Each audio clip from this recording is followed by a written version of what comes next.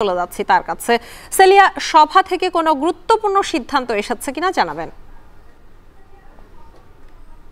Meeting অনুষ্ঠিত হয়েছে বাংলাদেশ ব্যাংকে এবং প্রথমেই আপনাদেরকে জানিয়ে রাখতে চাই, আজ থেকে কিন্তু ৩ লাখ টাকা পর্যন্ত যারা গ্রাহক আছেন ব্যাংকগুলোর তারা তুলতে পারবেন নগদ।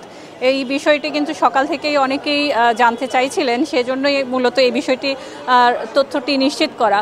এর আগে কিন্তু 1 লাখ এবং গত সপ্তাহে 2 লাখ পর্যন্ত সীমা ছিল এবং বাংলাদেশ ব্যাংক সূত্রেই কিন্তু আমরা জানতে পেরেছি যে এটি হয়তো ধীরে ধীরে কিছুটা স্বাভাবিক হবে যদি ব্যাংকগুলোতে যে নিরাপত্তার বিষয়টি রয়েছে সেটি আরও নিশ্চিত করা সম্ভব হয়।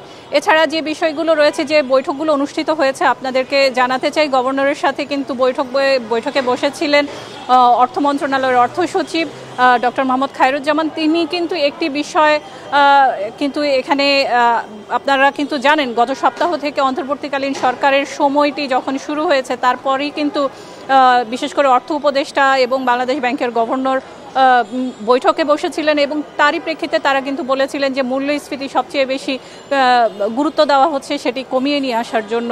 এই বিষয়গুলো যেমন গুরুত্ব পাচ্ছে, ঠিক একইভাবে কিন্তু আমরা দেখতে পাচ্ছি যে বিভিন্ন জায়গা থেকে যে তথ্যগুলো রয়েছে, বিশেষ করে অনেক তথ্যই কিন্তু আমরা দেখেছি যে বিগত যে গভর্নর ছিলেন তিনি অনেক কিছুই অনেকটা গোপন রেখেছিলেন, অনেক কিছু সামনে আসেনি, সে বিষয়গুলো কিন্তু আলোচনায় আসছে।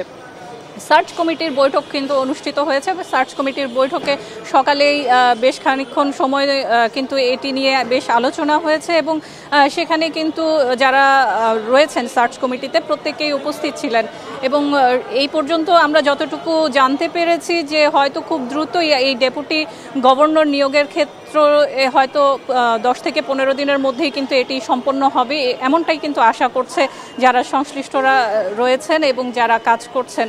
সেক্ষেত্রে 2 জন ডেপুটি গভর্নর অথবা 4 জন ডেপুটি গভর্নর নতুন করে একেবারেই আসতে পারে, এটিও কিন্তু অনেকটাই এখন পর্যন্ত নিশ্চিত করে বলা না গেলেও এই বিষয়টি কিন্তু একটি বিবেচনায় রয়েছে, অন্তত যেন 2 জন ডেপুটি গভর্নরকে নিয়োগ দেওয়া যায়। এই জায়গাগুলোকে মূলত সবচেয়ে বেশি যদি পরিষ্কার করতে হয় সেটি হচ্ছে যে ব্যাংকগুলোর যে স্বাস্থ্য বলা হয়ে থাকে সেটির বিবেচনায় আমরা কিন্তু কিছুক্ষণ আগে খবর পেয়েছি যে SIBL এর যে পরিচালনা পর্ষদ, সে পরিচালনা পর্ষদ ভেঙে দেওয়ার জন্য সাবেক 3 চেয়ারম্যান কিন্তু এখানে গভর্নরের কাছে চিঠি দিয়েছেন এবং পল্লী উন্নয়ন সঞ্চয় যে ব্যাংকটি রয়েছে তারাও কিন্তু বলছেন তাদেরও যে পরিচালনা পর্ষদ সেখানেও দুর্নীতিগ্রস্ত হয়ে উঠেছে এবং সেখানে নিয়োগ দুর্নীতির বাণিজ্যের কথাও কিন্তু তারা বলছেন। এটি কিন্তু গত যে সরকার ছিল তাদের কথা বলছেন যে তাদের যে যোগসাজশ, তাদের যে অশুভ আতাত তারা বলছেন এবং আর্থিক লেনদেনের মাধ্যমে এগুলো হয়েছে বলে তারা উল্লেখ করেছেন স্মারকলিপিতে।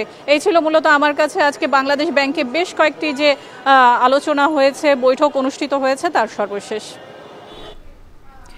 বাংলাদেশ ব্যাংকে গভর্নরের সঙ্গে অর্থ বিভাগের সচিবের একটি বৈঠক অনুষ্ঠিত হয়েছে, সেই সম্পর্কে জানাচ্ছিলেন সহকর্মী সেলিয়া সুলতানা। এবারে খেলার প্রসঙ্গ।